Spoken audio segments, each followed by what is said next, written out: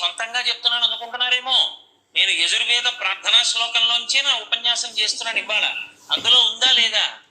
ధ్యాయేత్ ఈప్సిత సిద్ధయే ధ్రువపదం విప్రోభిషించి శివం బ్రహ్మాండ వ్యాప్తదేహ భసిత హిమరుచాభా సమానా భుజంగైః కంఠే కాళాః కపద్మాః కలిత శశికళశ్చండ కోదండ హస్తాః. జపం చేస్తే ఒకప్పుడు శృంగగిరి పీఠాధిపత్యం వహించినటువంటి మహాపురుషులు చంద్రశేఖర భారతీ స్వామి వారు ఆయన దగ్గరికి వెళ్ళి ఒక వేద పండితుడు మొరపెట్టుకున్నాడు.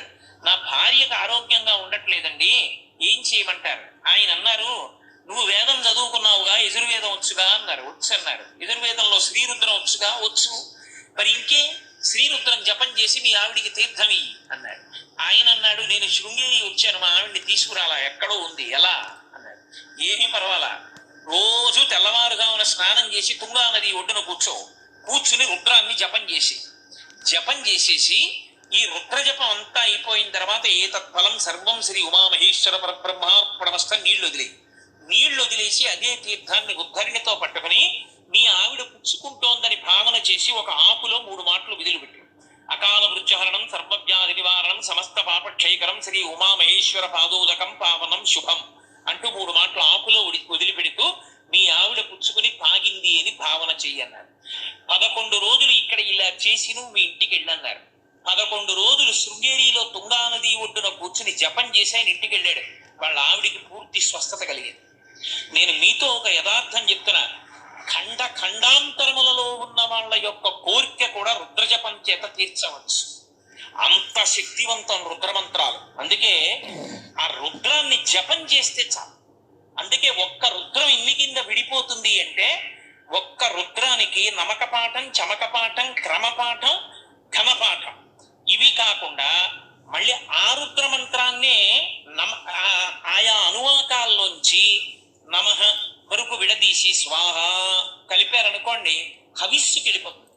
ఇక్కడే ఇప్పుడు రుద్రహోమం చేశారనుకోండి, రుద్రహోమం చేస్తూ అనువాకంలోంచి నమశబ్దం వరకు మంత్రాన్ని తీసి నమస్వాహ అంటూ హవిస్సు ఇచ్చారనుకోండి, దాన్ని పరమేశ్వరుడు వచ్చి పుచ్చుకుంటాడు.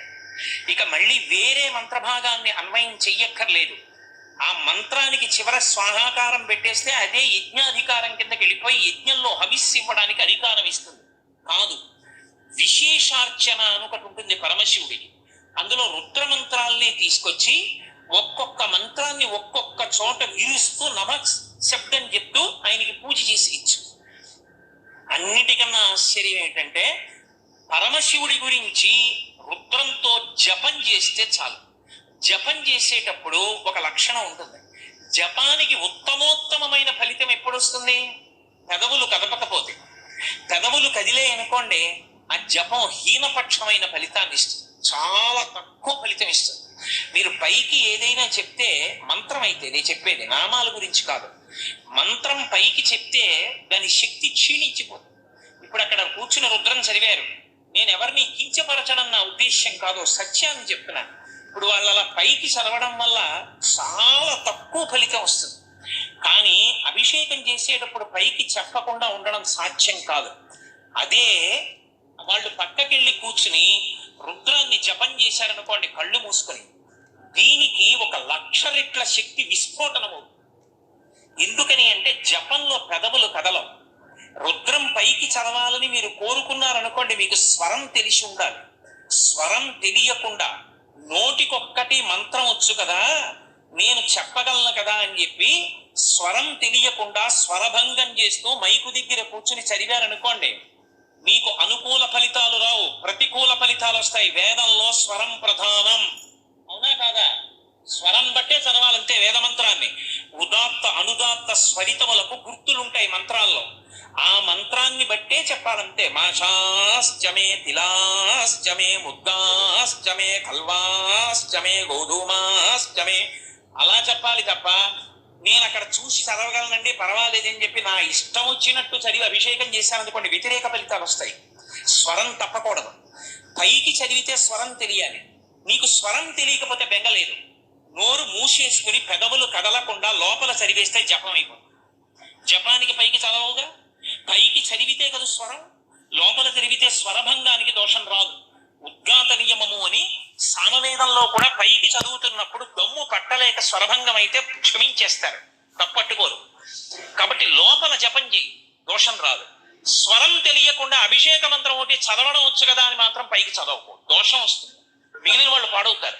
అలా చదవకూడదు. కాబట్టి స్వరంతో చదివితేనే చదవాలి. అందుకే రుద్రం దగ్గరికి వచ్చేటప్పటికి నియమాన్ని విడగొట్టేశారు. ఏకవారాభిషేకం చేస్తే చాలు.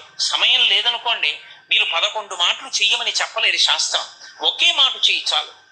ఒకే మాట ఆ మంత్రభాగాన్ని స్వరంతో అద్భుతంగా చదువు. ఇప్పటికీ శ్రీశైలంలో కామకోటి మఠంలో కొంతమంది పండితులు ఉన్నారు. ఆ పండితులు రుద్రం చదువుతుంటే పక్షులు అలా వెళ్ళిపోతున్నవి ఆగిపోయి చెట్ల మీద వాలిపోయి కూర్చోవలసింది. అలా ఉంటుంది రుద్రమంత్ర పఠనం అంటే. నిజంగా ఉభయతర నమస్కారాలతో ఆ స్వరాన్ని పాటించి చదువుతుంటే పసిపిల్లలు కూడా ఏడు పాపేసి వింటారు. అలా ఉంటుంది ఆ మంత్రభాగం. నేను మీతో పరమ యథార్థం చెప్తున్నా. ఎందుకు చెప్తున్నానంటే ఇన్ని మాటలు మీకు, ఆ శ్రీరుద్రమే పరమశక్తివంతం. అసలు ఈ ప్రపంచానికి అంతటికీ కూడా భిక్ష పెట్టగలిగినటువంటి మహానుభావుడైన పరమశివుడికి సంబంధించిన పంచాక్షరి మహామంత్రం రుద్రంలో ఉంది. ఉంది కాబట్టే దాన్ని అంత భద్రంగా దాచేశారు. మనం చూడండి, మీ ఇంటికి వెళ్ళి లాల్చీ విప్పి పడేశాను అనుకోండి, దండం మీద పారేస్తాను. కానీ నా మెళ్ళో రుద్రాక్షలు తీసి పెట్టవలసి వచ్చింది అనుకోండి, చాలా జాగ్రత్తగా పెట్టుకుంటాను రుద్రాక్షలు. అలాగే అత్యంత భద్రమైనదేదో దాన్ని ఎక్కువ రక్షణ మధ్య పెడతాం. వేదములకు త్రయీ అని పేరు. స్వరం మనం వేదములను రుక్కు యజ్జు సామ అధర్వణ అని చెప్పినప్పటికీ మంత్రభాగ సంకలనం చేత వేదములు 3 అయిపోతాయి. అయిపోయినప్పుడు రుక్కు యజ్జు సామ అధర్వణ వేదం మళ్ళీ కలిసిపోతుంది మిగిలిన వేదాల్లోకి. అప్పుడు 3 వేదములు. 3 వేదములలో మధ్యలో యజుర్వేదం ఉంటుంది, ఇటు ఋగ్వేదం ఉంటుంది, ఇటు సామవేదం ఉంటుంది. మధ్యలో యజుర్వేదాన్ని పెట్టి ఋగ్వేదాన్ని సామవేదాన్ని కాపుగా పెట్టారు అటు ఇటు. మళ్ళీ యజుర్వేదం మధ్యలోకి తీసుకొచ్చి శ్రీరుద్రాన్ని పెట్టారు. మళ్ళీ శ్రీరుద్రంలో అష్టమానువాకం దగ్గరికి వచ్చేటప్పటికి చిట్ట చివరికి తీసుకెళ్లి పంచాక్షరి మహామంత్రాన్ని దాచారు. నమ శివాయ చ శివతరాయ చ. ఆ నమ శివాయ చ, చ అంటే కూడా కూడా కూడా అని సంస్కృతంలో. నమ శివాయ చ పంచాక్షరి మహామంత్రాన్ని దాచడం కోసమే వేదం విస్తరించింది రక్షణగా. అంత గొప్ప మంత్రం ఉంది అష్టమానువాకంలో. అందుకే అష్టమానువాకం చేస్తే గంట కొడతారు. గంట కొడుతూ అష్టమానువాకం చేయడానికి కారణం ఏంటంటే దేవతలకి పరాకు చెప్పడం. మేము పరమశక్తివంతమైన అనువాకాన్ని పఠనం చేస్తున్నాం. ఎందుకని అంటే అందులోకి మొత్తం అష్టమూర్తి తత్వం అంతా వచ్చి కూర్చుంటుంది. శంకరాచార్యుల వారు దక్షిణామూర్తి స్తోత్రం చేస్తే ఆ పిల్లలు చదివారు ఇందాక. ఎంత చక్కగా చదివారు. దుర్గారావు గారు ధన్యుడు, అంత అందంగా నేర్పారు ఆ పిల్లలకి.